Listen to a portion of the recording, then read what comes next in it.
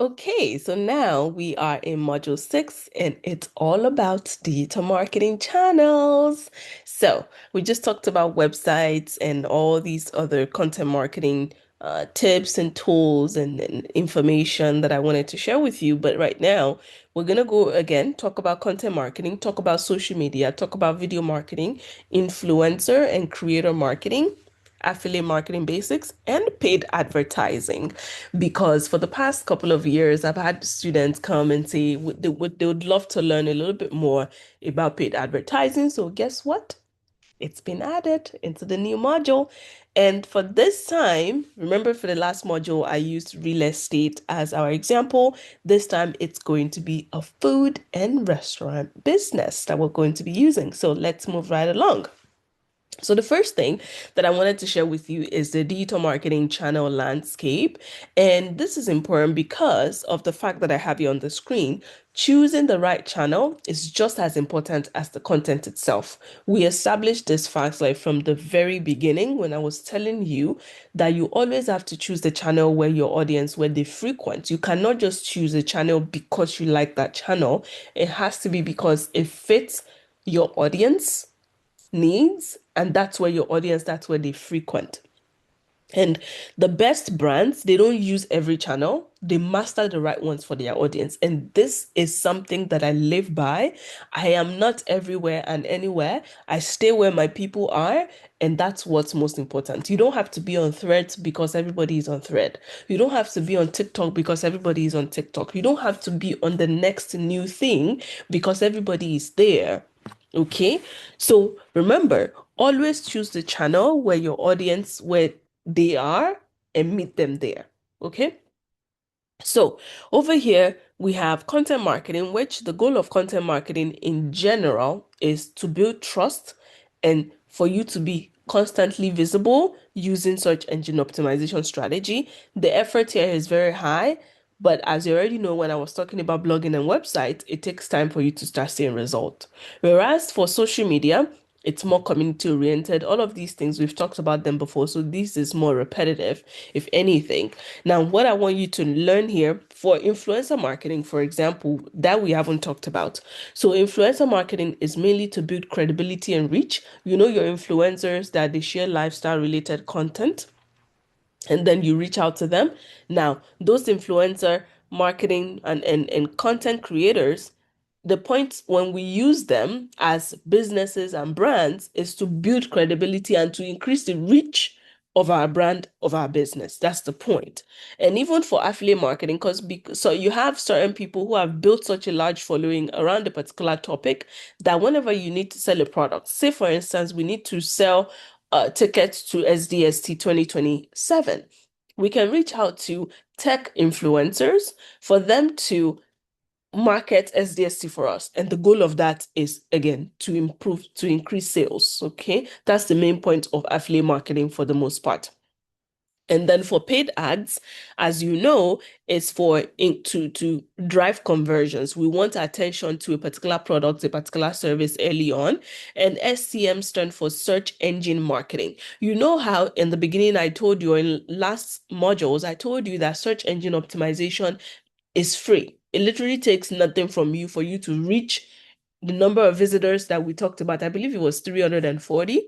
However, for paid advertising, which is what search engine marketing is all about, that costs money. So it's a cost, it's not cost effective. It's an advertising that requires you to pay, but you achieve your goal faster in comparison to search engine optimization. So for your final project, I want you to start thinking of 2 to 3 channels that you want to choose from this list and justify your selection once again based on your audience, on your goals, and your budget. So now that we've talked about that, content marketing strategy before execution. That's how you should always think. I mean, we've established this, but I have established this fact already. Like we don't do things randomly. We always have a strategy that we follow. So content marketing is publishing valuable information to build trust and to attract your audience over time. It is not a fast work. It is a slow and steady work. It is not advertising, which is fast. You're educating your content to eventually earn their trust enough for them to buy from you. So it starts with the audience. As you can already tell, before you write any word, you have to ask yourself, who is this for? What do they struggle with? What do they search for at 10 p.m., at 10 a.m., at 2 p.m., right? Great content answers a real question that your audience is already asking, and it also builds compound interest. Remember, I said it's not something that it's not a fast turnaround time kind of work. A blog post that you write today can still be driving traffic for 5 years from now. Okay. And this is something that I've seen even with our content at Sam Live. Like 5 years from now, 10 years from now, that same content is still doing well. Whereas for paid ad, it stops the moment you stop paying. That's the difference. And the content is the only marketing assets that get more valuable over time without additional spend. That is why I highly recommend for any business, it is always great to have your website. And in addition to you having your website, to also have a blog. And then for your content marketing, it supports every other channel. Remember how I said from one blog post, you could create 10 plus other content via repurposing? Exactly. Your content feeds your search engine optimization, right? Your content feeds your SEO. You implement SEO strategy into your content, and from there you can get social media posts. You could even get emails from it. You could also get sales pitch from it as well. It's like an engine, okay? Where every other thing flows. So now moving on, how do you put content marketing in action? And this is where I wanted to bring it home and share an example with you. So you have your blog post, right? Your blog post for this restaurant or food industry example, the blog post could be about how to make authentic carbonara at home.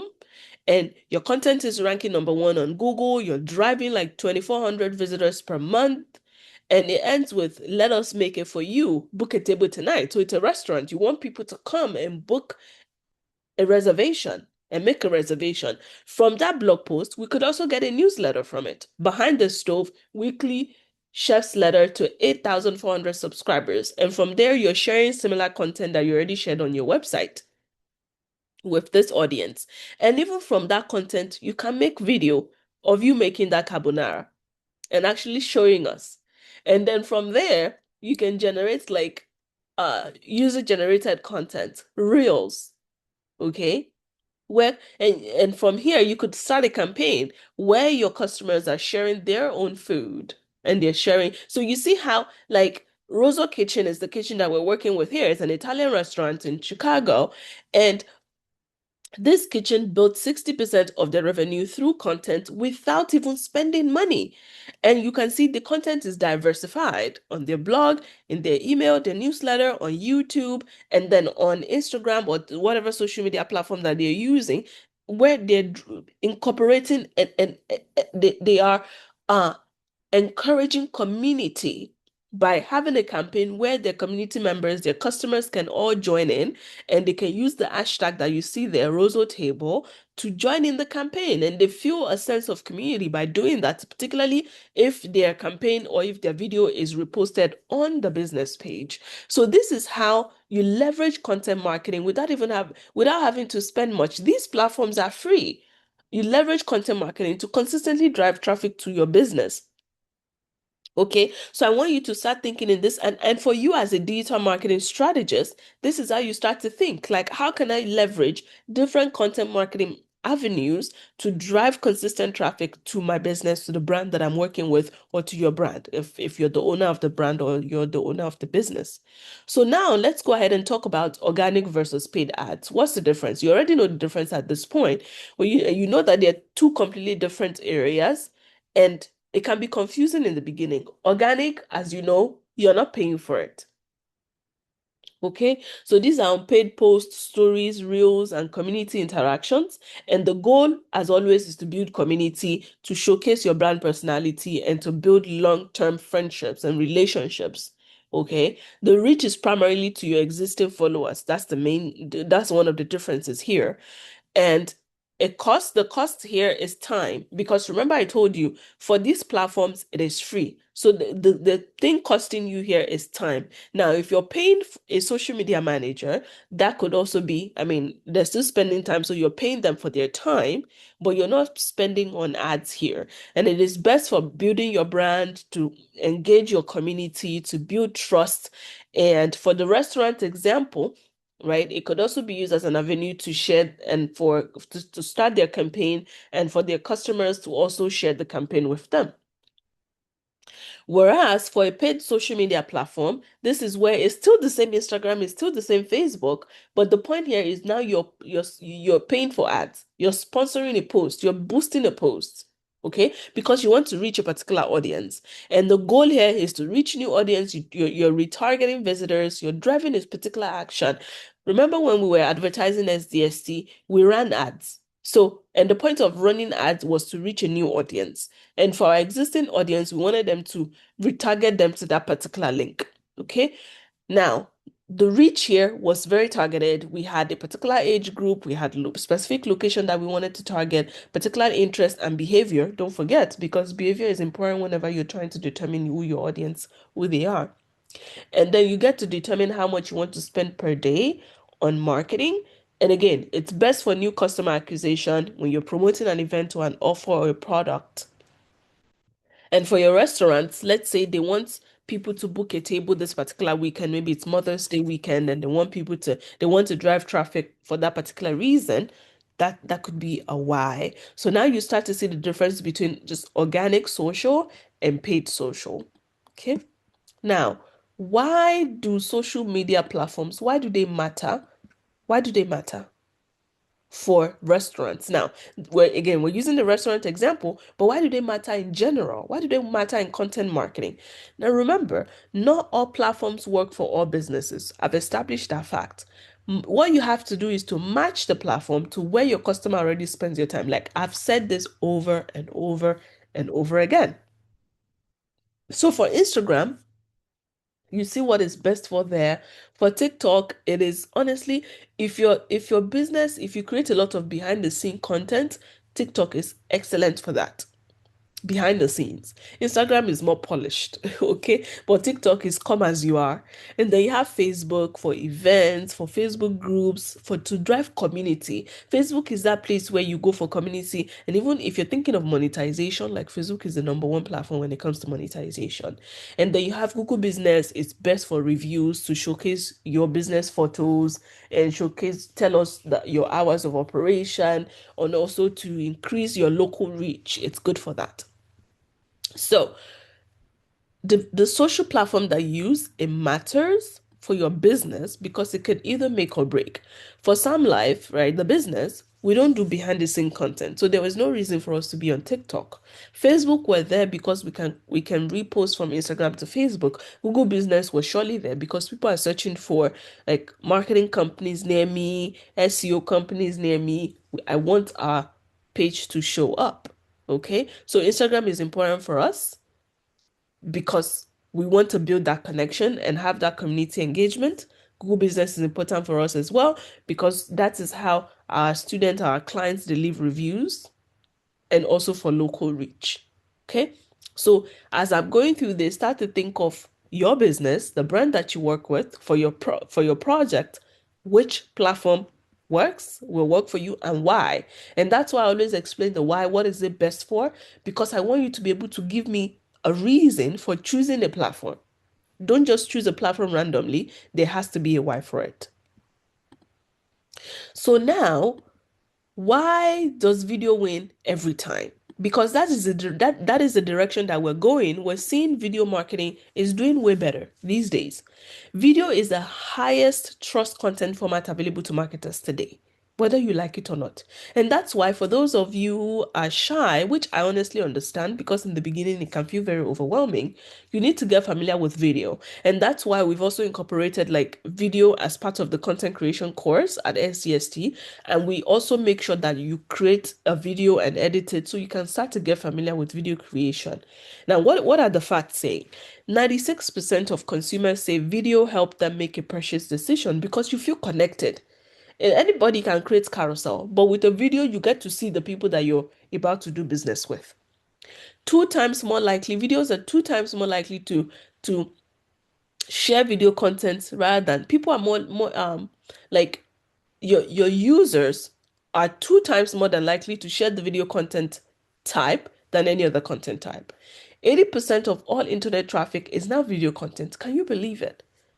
And people spend an average 3 minutes watching brand videos versus 8 seconds that they will spend on your carousel and text content if they look at it at all. So now the question is short form versus long form. When do you use what? Short forms are good for, your social media platforms like TikTok, Instagram Reels, and even YouTube Short. Now, this is not to say that you cannot post long form videos on TikTok and Instagram because we see long form videos doing very well as well. You just have to know your audience and what they like. But I'm telling you what performs the best on these platforms. You get maximum reach, low production cost. Most of the time, the trends are important, okay, here, and the short ones they have a high replay rate. Now, the thing with short form videos are it's not helpful for building trust. And that's why I said like some certain brands will produce longer videos even on Instagram and TikTok because again, you want to build that trust. You don't just want to stop with short videos. Okay? And if it's short, like super short, like in seconds, like 10 seconds, you're easily forgotten because you come and you've gone. Okay. But for long form videos, YouTube, podcast videos, webinars, documentaries on YouTube, they build trust. You have a high watch time. It is optimized for long-term visibility. It has a long shelf life. You're building a loyal audience with it. The downside is that it takes a lot of time for you to create this, and it takes time for you to build your audience. But you see, once people know that you have something great to say, my goodness, they will, you won't even have to. I mean, why do people watch movies on YouTube? It's because they stay engaged. So if you can people keep people engaged and you're sharing something valuable, like your videos will really do well, and that audience growth, which you will start to build a lot of it over time. So now, looking at our Rosso Kitchen example, just to drive home the point, how can one Chicago restaurant build the video engine that drives 35% of all their reservations? How do they do that? How can they make that happen? Okay, so they can start by creating short form videos like TikTok, where they're showing us how they're making a particular meal, tiramisu, from scratch, and they're filming it on an iPhone. It's driving lots of traffic on TikTok. They gain massive followers from that. And from there, like that particular food now has become the most ordered dessert on the menu for 2 years. Why? Because they've built videos and engaged their audience and given them behind the scene content. And then you have the YouTube long form content, a full day in an Italian kitchen where they're documenting and giving us like an insider view. So for you who have not been there, it makes you want to go there. Like, oh my gosh, I actually want to see this restaurant. Like you feel like you know them already. And from there, they're building their subscriber base. Okay. And then you have the Instagram story where they're sharing like daily special. There's a particular restaurant that I actually like here. It's a Thai restaurant, and like they have a special thing that they do where every week they have a list of names. If your name is among that list, that means you're getting free food that week. And like it's always something that I look forward to because I'm trying to check if my name is there. The one day that my name was there, I was out of town. Like I was so annoyed. But you see, these are things that can do. And again, because of that, the fear of missing out, I want to make sure that I'm always in their post. I don't want to miss their post. And because of that, reservation will spike because of the special that they're sharing on their story. That means they have to post 7 days a week. Okay. But you can see how they are not just posting videos at that point. It's a strategy. That is why I always tell you things are not done randomly. There has to be a strategy behind everything that you do. Okay. And with content marketing, particularly video marketing, you can see how a business can consistently drive reservations and bookings to their business without even having to pay anything. Of course, unless you're paying the videographer and like the person editing the video and the social media manager, and those are different. Okay. So now let's move on to influencer and creator marketing. So now what I want you to understand before I even go into each of these boxes is that please and please, influencer marketing is great, but do not pay an influencer just because they're an influencer. Whenever you're looking for influencers to work with, always ask yourself this question: are we in the same industry? One, If the answer is no, there's no point because I've tested this over and over again. Because someone has a large following does not mean that they're going to drive conversion to your business. Because remember, I just said it earlier, the point of influencer marketing is to increase reach and also for you to get more sales. But if the person is not in your industry, sales from where? Because their audience, they're not the same as yours. So it's not going to work. All right. Now, influencer marketing is leveraging someone else's trust and audience to reach your ideal customer, which means if they don't have your ideal customer, it's just a waste of money. And you have nano influencer, you have micro influencer, and I've given you their specifications here, like what makes them nano, what makes them micro. And then you have the macro and the mega influencers. You see what they're best for here, how much you have to pay them, okay, their reach, all of those things, you see them.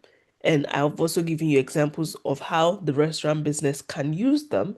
But for you, just you could tailor it to your business, to the brand that you work with, and for your campaign as well. This is just to give you an example. But my main point here is this: do not hire an influencer, do not recommend an influencer if they are not in your industry, if they don't have your ideal customer as their ideal audience. Okay, that's the main point that I want you to get from here. So now let's talk about affiliate marketing. Affiliate marketing, again, is also that kind of industry where that type of marketing where you always want to engage an affiliate that has your audience. That's the goal because that's how you get the best bang for your buck. Okay, so you only pay when it works. And that's the one thing that I like about affiliate marketing. It's not like influencer marketing where you have to pay the influencer, whether they drive conversion or not. It's none of their business at that point. You have to pay them. But for affiliate marketing, if they don't bring people, they don't get paid. So they have to do the work. Now, the way affiliate marketing works is, so let's use SDST as an example. If we have an affiliate link for SDST and you are the affiliate marketer, we'll share with you your specific affiliate link. For every sale that you make, you get a percent commission. That is how affiliate marketing works. So we may have set the commission to 10% or 15%. So for every person that purchases and pays for SDST, you get the 10% or the 15%, and that's how you make your money. So the more people that signs up for SDST using your link, the more money you get. You see? So now let's use the restaurant example. And as you can see on the screen, you have the brand, which will be Rosso Kitchen. You have the affiliate, which I'll say you listening to me right now. And then we have the customer, which would be the person who wants to eat this Italian food. Okay. So now the booking platform acts as the affiliates. For SDST, we use Seller to drive home the point. So you have food bloggers, they give food bloggers a code. For every person who uses that code to get a particular discount, also the food blogger gets a commission. You see here, it's $8 per booking. All right. So these are ways that companies and businesses also make money. So it's a win-win situation for everybody. The customer gets a discount, the affiliate marketer gets a discount and gets a commission rather. The business also gets customers. You see? So it's great. It's a win-win situation. I always love affiliate marketing. It works when you're working with the right affiliate marketer. So now what about paid advertising, right? Because paid advertising, like you running ads on Instagram, on Facebook, on Google, and YouTube, and all these other platforms.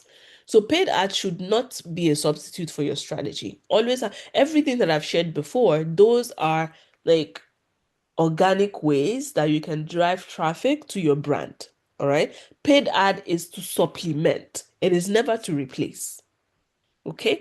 So as I mentioned, you could run ads on Google, and honestly, it is easy. All you have to do is just search for Google Ads and follow the process.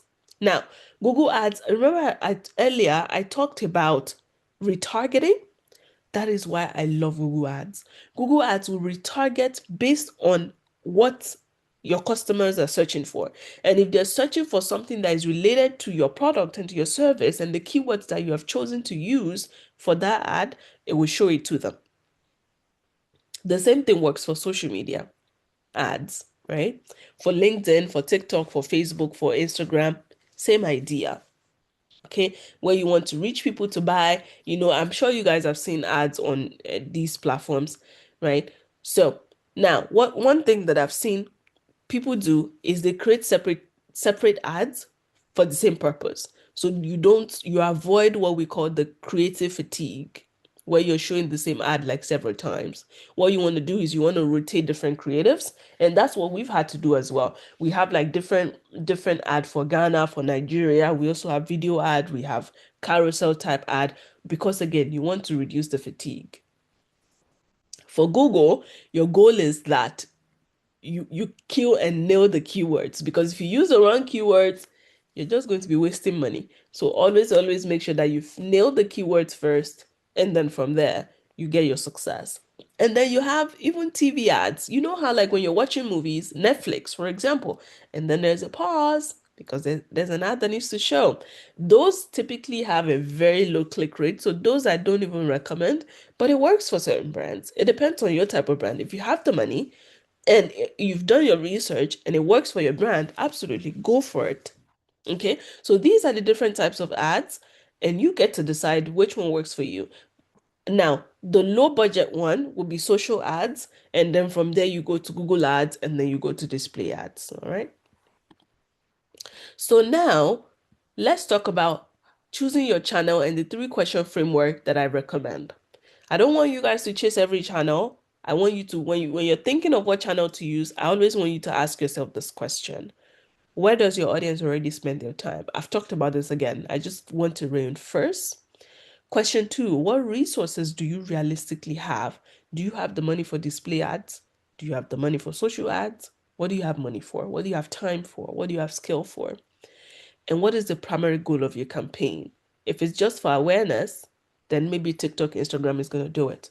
Are you trying to build trust? Then of course you need a blog, your YouTube, long form content. Do you want conversion? Google ads may help you, emails may help you, retargeting ads may help you. So whenever you're thinking, what channel do I want to use? Please go through this question framework, three question framework. Ask yourself, where are your audience? Where are they spending most of their time? What resources do you have at your beck and call at this point? What can you affordably uh, spend your money and put your money on? And then finally, what is the primary goal of this campaign? That will help guide you.